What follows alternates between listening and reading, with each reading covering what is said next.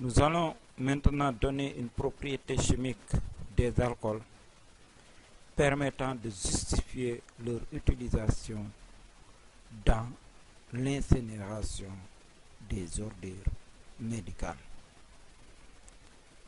Il s'agit de l'oxydation brutale des alcools, encore appelée combustion complète des alcools.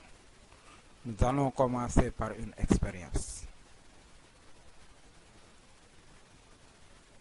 Nous allons réaliser la réaction d'oxydation brutale ou combustion complète des alcools.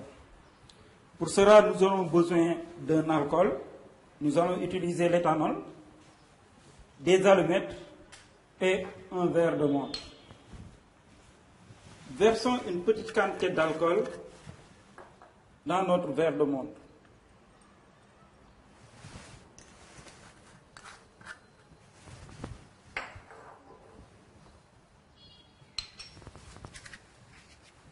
Nous allons allumer.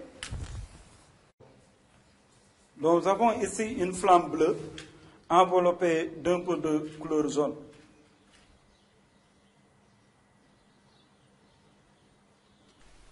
Nous allons interpréter cette réaction. L'analyse des produits montre qu'ils se forment du dioxyde de carbone et de l'eau. Écrivons l'équation bilan de la réaction. L'éthanol plus le dioxygène donne du dioxyde de carbone, CO2, et de l'eau. Essayez d'équilibrer cette équation.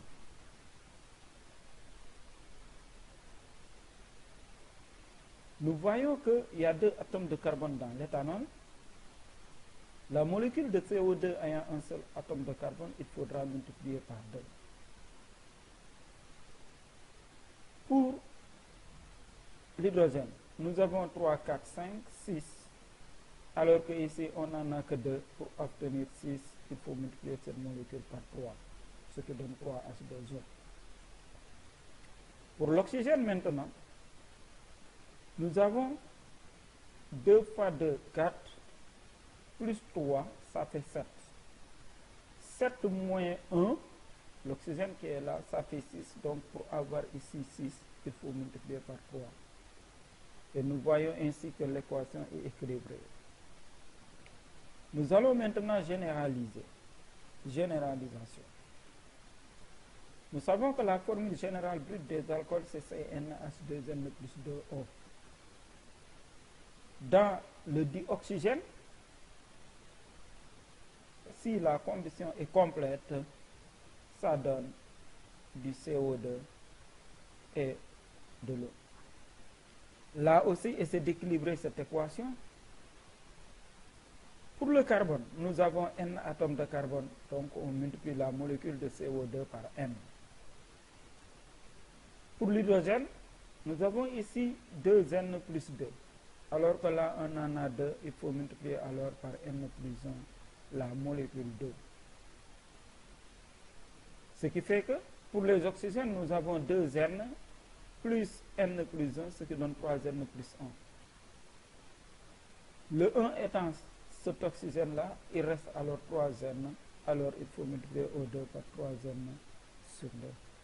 Et l'équation est ainsi équilibrée. Comme nous l'avons dit tantôt, nous voyons que la chaîne carbonée est totalement détruite. En effet, quel que soit le nombre de carbone enchaîné dans la chaîne carbonée de l'alcool, nous obtenons une molécule avec un seul atome de carbone, le dioxyde de carbone. D'où le nom de combustion complète ou oxydation brutale des alcools, car il y a destruction de la chaîne carbonée.